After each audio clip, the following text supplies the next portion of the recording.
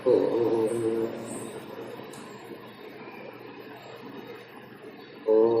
सहनावतु सहनौ भुनक्तु सह वीर्यङ्करवावहै तेजस्विनावधीतमस्तु मा विद्विषावहै।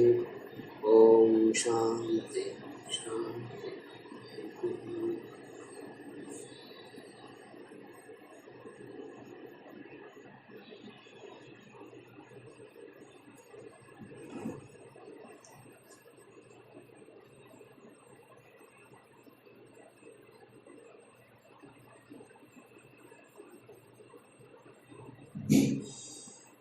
The natural extension of the topic birth and death is the theory of reincarnation.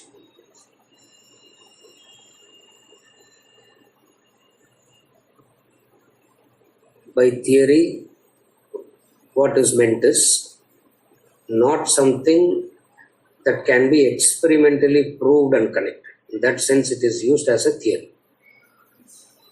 Based on the law of karma, you can take it as the law of reincarnation itself. But still it is called as the theory of reincarnation, because the word theory here implies that which cannot be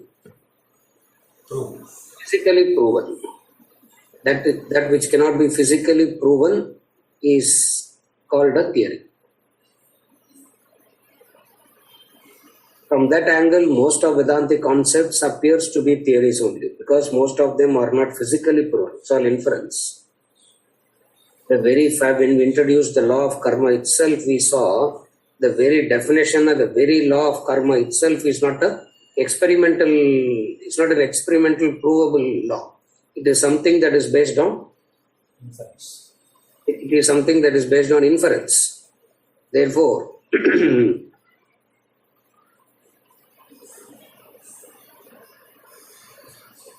that which is based on inference, though inference is a valid means of gaining knowledge, though inference is one of the important means of gaining knowledge, most of us depending on physical proof, pratyaksha proof. This distinction we have to this distinction is what we have to understand. The difference between pratyaksha pramana and upamana. Upamana is comparison, not upamana. Here it is anumana, the inference. The distinction between pratyaksha and anumana is pratyaksha doesn't differ from person to person, as long as all human beings will perceive it in the same way, assuming that the sense organs are functioning correctly. When it comes to inference, people do not infer in the same manner. Inference differs. Inference differs because of the quality of the intellect in the person who is inferring. Inference differs, and inference differs because the quality of the intellect in the one who is doing this inference. So whenever we say a proof, it's not something that is subjective, but that is universally seen and accepted. So in that sense, theory of reincarnation cannot be called as the law of reincarnation, even though for all practical purposes you could still call it as the law.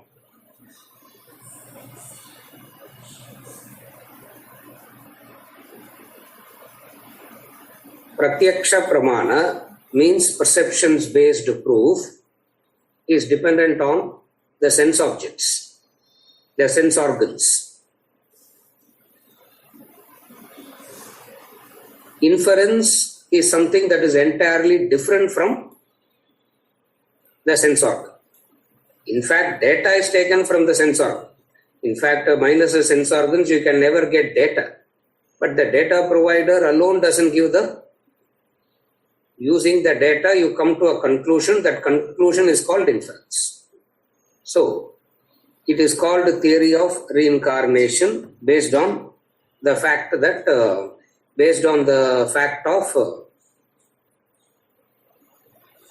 not experimentally verifiable. Experimentally verifiable means very simple. This person dying here is the person born here. That connection you cannot make. Since you cannot make that connection directly, perceptibly, it is called as theory. I'm just trying to explain why the word theory is used. When we are talking about the law of karma, logically it should be continuing as the law of reincarnation only. When we say the cause and effect is supreme, logically it should be the law of reincarnation only.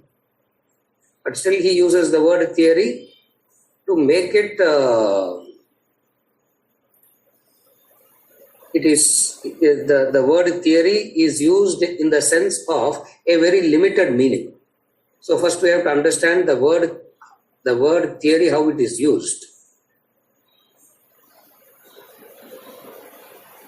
Because people will ask, how can you prove that person, the person dead here is the person that is born here? In this classroom, having studied for so long, we will not ask, we will not have such doubts. Why we will not have such doubts? So we can safely call it as law of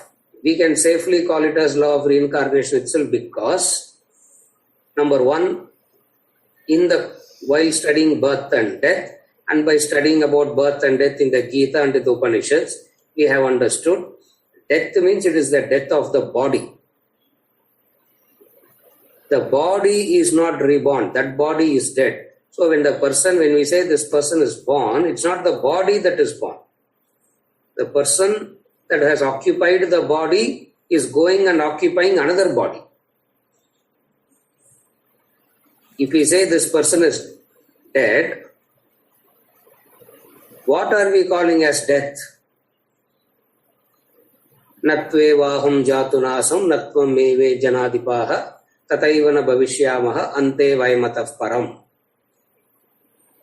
Verse number 12, chapter 2. Antavanta ime dehaha nityashyokta saririnaha. Throughout the Bhagavad Gita, he keeps talking about this reincarnation. In chapter 4, he says, I know the past, present and future, you do not know anything. Again in chapter 6, he says, Nahi kalyana krit kasya durgatim tata gacchati. In chapter 6, where he directly, when Arjuna asked the question, halfway through if I die, what will happen? Having started the spiritual progress, halfway through if I die, what will happen? Do I have to start all over again? For which he said, no, you continue from where you have left. And then in chapter 8 also, he talks about reincarnation. So you find lot of references directly about reincarnation in the Bhagavad Gita. The other two Upanishads, in fact, the three Upanishads that talks about reincarnation a lot. Since we don't directly study them, I'm not referring those verses. But Kathopanishad, Chandogya Upanishad and Brihadaranyaka Upanishad, all the three Upanishads talks about a lot about this reincarnation.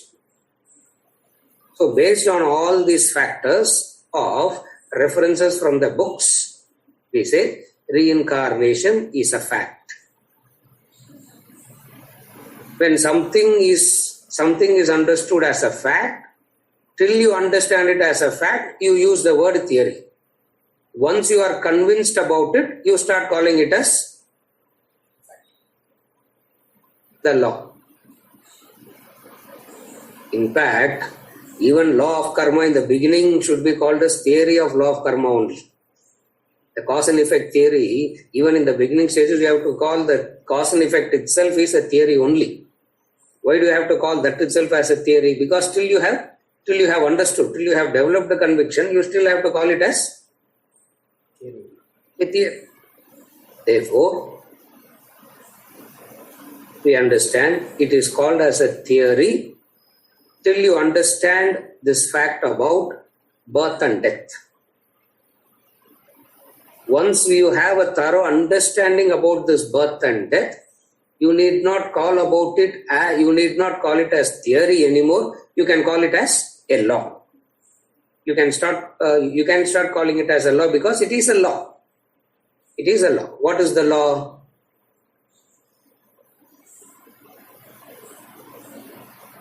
Death is always the death of the physical body.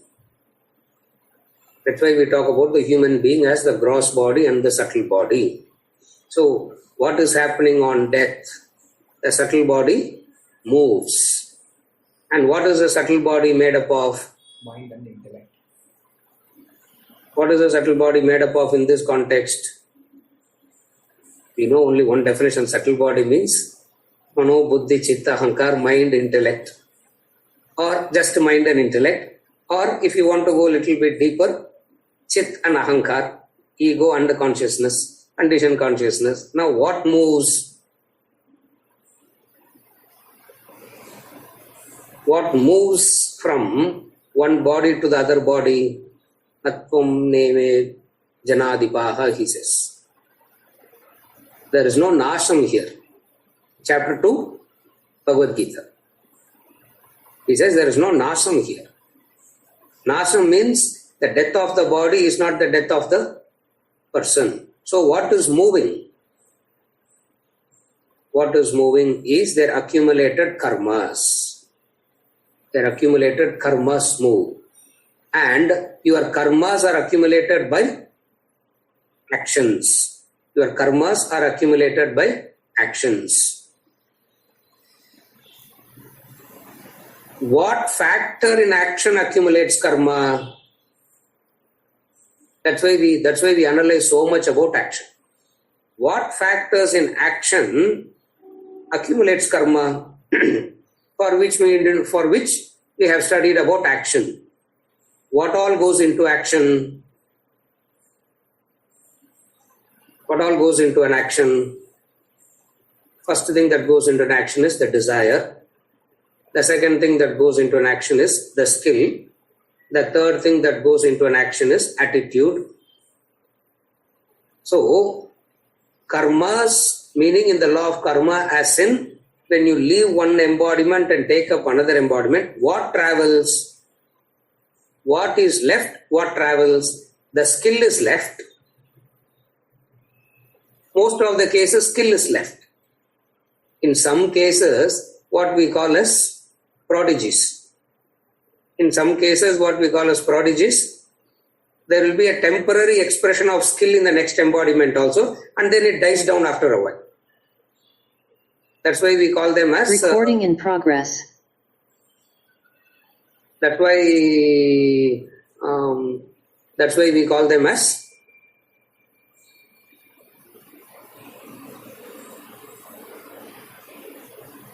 What was he saying? Prodigies.